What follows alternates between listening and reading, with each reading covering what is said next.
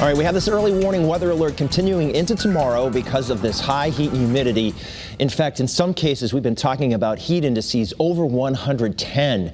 It's serious heat that, if you don't use common sense, could actually cause health trouble. So that's why we highlight this under this alert. Hopefully you got the gist by now. You know how to handle it if you've forgotten. So you can see how we do have these heat indices, those feels like temperatures. That's another way we sort of call this thing. And you can see how we do have in Wolcott, it feels as if it's 110, in Hartford 116. Berlin, this is no lie, Berlin 112, and you go out there and the numbers do not lie. I mean, it just feels awful. So this warning goes through the end of tomorrow.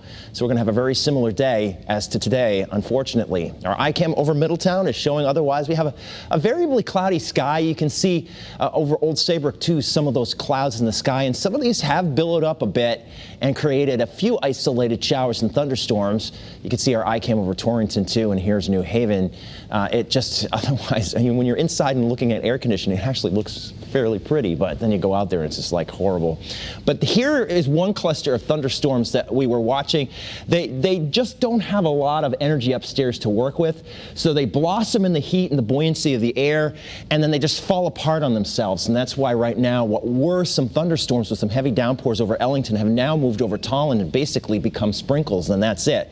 So they're just kind of collapsing on themselves, and as we're losing the heating of the day, I think the chance of these is going to be going down to near zero. But there are a few more of these out over upstate New York and through the flow that's going on through parts of southern Ontario. So into tomorrow, too, as we have a similar day in terms of temperatures, I think, too, we might see an isolated shower or storm, much like we did today.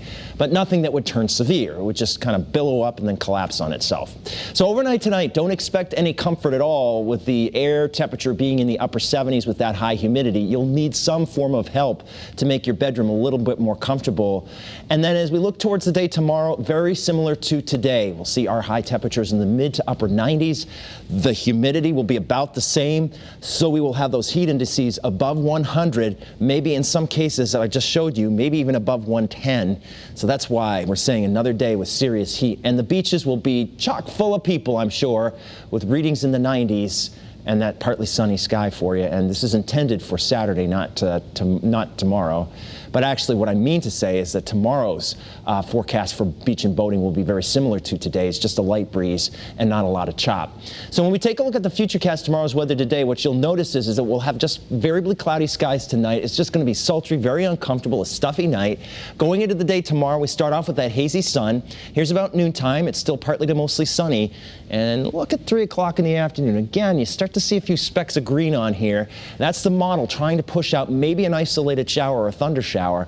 But as I said before, there really isn't a lot of energy upstairs to help sustain updrafts. So you get a thunderstorm, it comes up and it just falls apart on itself, and we won't see too many of them, that's for sure. In your early warning 7-day forecast, as we look towards the end of the weekend and into next week, we're looking at cooler weather to come.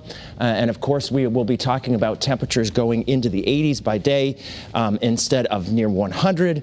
And what we will have instead, too, is much lower humidity as well. So it's looking much better starting on Monday.